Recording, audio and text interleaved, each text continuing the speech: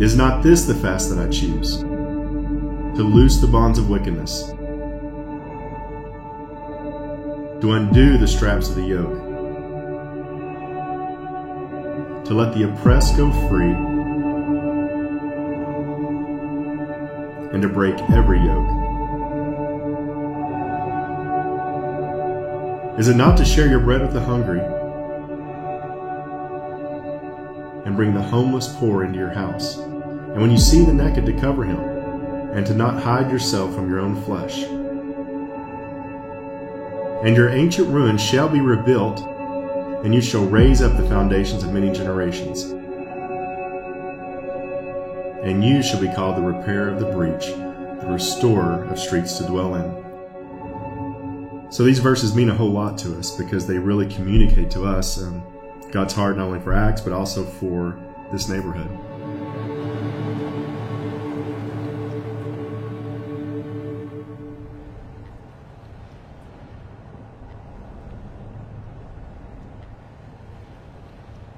I came to Waco in 2008.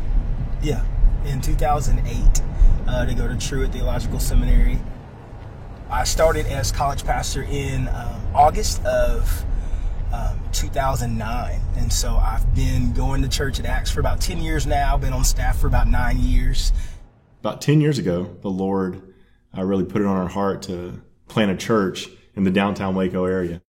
We were out in the suburbs and just felt like the Lord was calling us to go inner city. It seemed like a lot of churches were moving out of the city, and like the Lord was calling us to go into the city. And so God just really started putting this desire inside of us to engage the poor and to engage a diverse people that were different than who we were, our background. As I started going to Acts, one of the things I love the most about it is the diversity. And so there were Baylor professors, there were homeless people, there were black, white, Hispanics. Like, man, we had so much diversity, socioeconomically, racially, like so much diversity.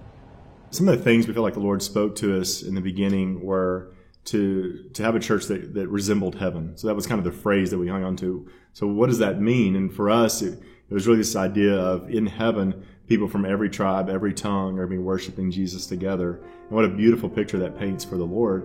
And that we want to give that to Him now. Like we really want to fight to be diverse, people from different backgrounds, different races, different classes, different ages. I mean, we really just want to give Jesus that picture of what He's going to get one day, of people from all nations.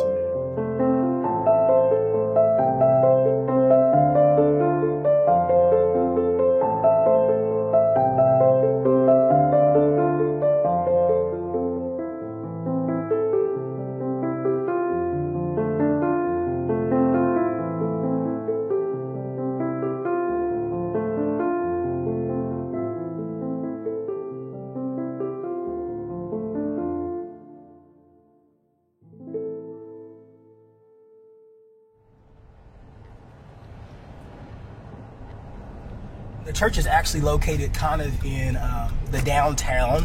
It is just a couple blocks away from a tax credit property, Waco Housing Authority property that is predominantly black and Hispanic. The area that we're in is predominantly black and Hispanic. I mean, our neighborhood is an unchurched neighborhood. It's a diverse neighborhood. Being able to be a church that is attentive to the needs that people have. People just are dealing with real things. People in our neighborhood are dealing with real things. I mean, they're dealing with a lot of hardships financially. The reality is that some people can't get a job because they don't have a car. So if somebody could really get a job, just if a car is really the only thing holding them back, well, should the church not be the person that steps in and begins to work with them and help them figure out how to get a job, how to get a car, how to become homeowners? You guys ready to have some fun? I'll just make this really quick. Like I shared last week, sometimes serving Jesus and finding people that are just broken, that have been through a lot, but they don't get healed, it's frustrating. But then sometimes you come across someone who has been through a lot, but has totally just received all the freedom that Jesus has from it and just walked into an amazing life with the Lord. And so without stretching it out anymore, I got keys here. Natalie, for your new car. Why don't you go up here and get it?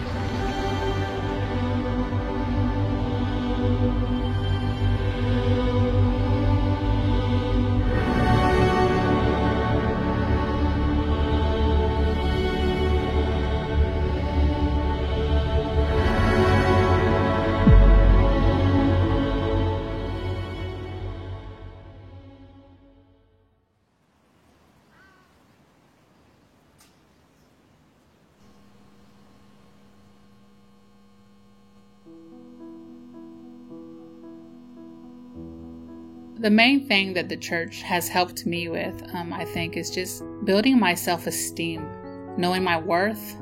When I first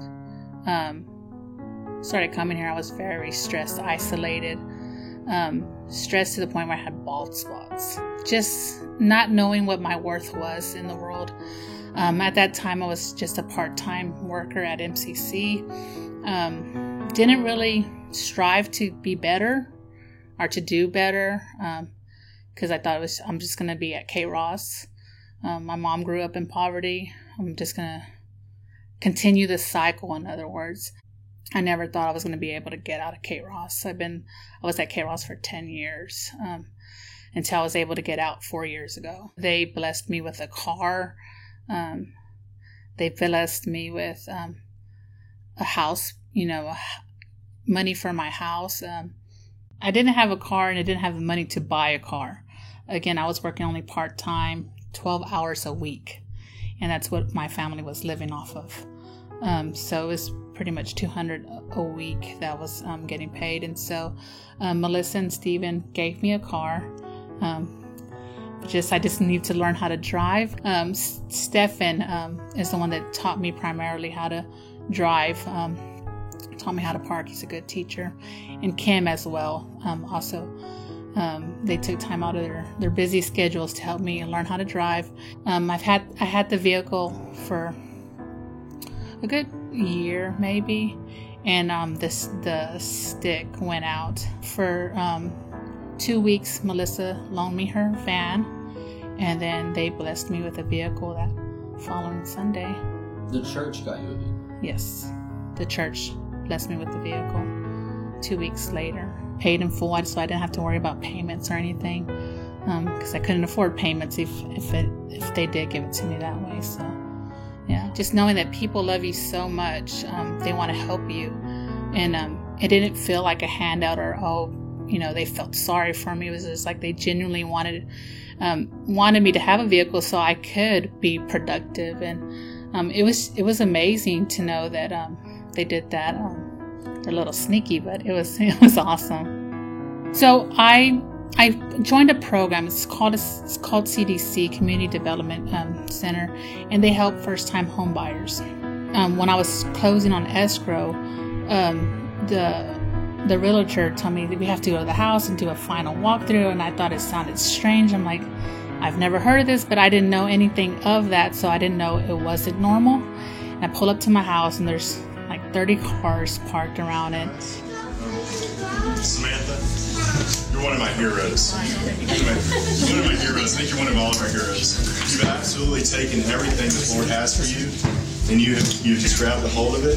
And God has absolutely changed your life. And it's because you let Him change your life.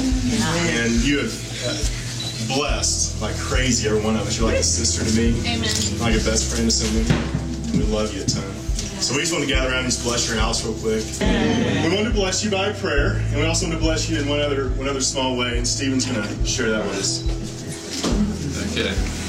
Is the Lord good? Yeah! I said, is the Lord good? I don't think we know how much He loves us. I don't think we know how much He loves us. I don't know that we're going to know how much He loves us till we get to the other side. That's right. On this side, there's a few moments when we know how much the Lord loves us. When our family comes around us and blesses us, when we have a kid, when we feel a friend, when we need a friend, that's when we know how much the Lord loves us. But right now, you're going to know a little deeper than you knew a couple minutes ago, because your church loves you and the Lord loves you. And the way we want to show you today how much we all love you is 24,300.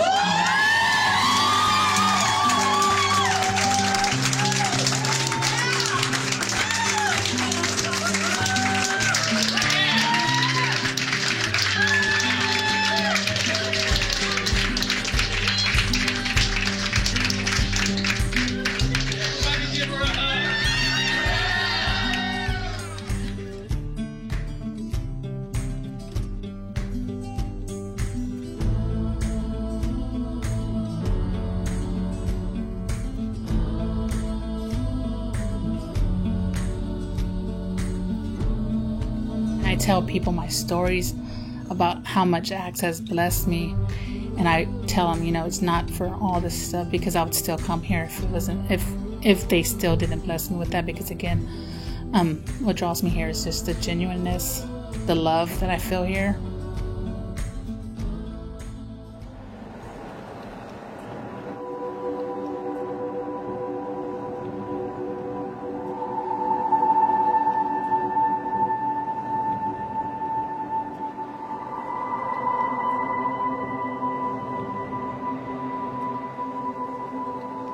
As we think about how to lead a church, God had really convicted us in our personal finances that we should be debt-free. And not that we saw that we were committing some great sin or anything, but just that we want to be free in all areas of our life. And one of those areas was to be free in debt or in money, that we wouldn't be in bondage to anything. So if that's what the Lord was saying to us personally, we felt like He was also saying that that's how we should lead the church. And of course, it's been a long process, 10 years in, and we still haven't really finished a remodel on it. We really don't still have our sanctuary where it's going to be. So this is the floor layout for our building. So you see this area right here. This is where our current sanctuary is. So just the small area. This is our office space. And the dream that the Lord has given us is really to turn this warehouse here into our future worship center. It'll be able to seat about 1,000 people. And this area here is a future prayer center. But also it can be used for smaller services. It'll seat about 80 people. It's a smaller chapel we'll use for a place for visitors to gather. We'll use it as a place for the Lord's Supper every Sunday morning.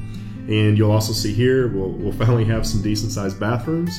And then this area right now that we're currently meeting in the future will be children's classrooms. So we'll be able to have some really nice size, well equipped children's classrooms. Kind of the statement that kind of sums up what we feel like the Lord has spoken over us is to be a diverse family that's committed to restoration and discipleship in our neighborhood and the nations. Kim and David Booker, man, they walk in humility. They're willing to hear from others and take criticism from others. I've never known pastors seek the Lord like they seek the Lord. If I knew I need somebody, I can count on anyone from Acts. I knew the Lord had called us to this area. I knew it's where we belonged, and God is good. God is good.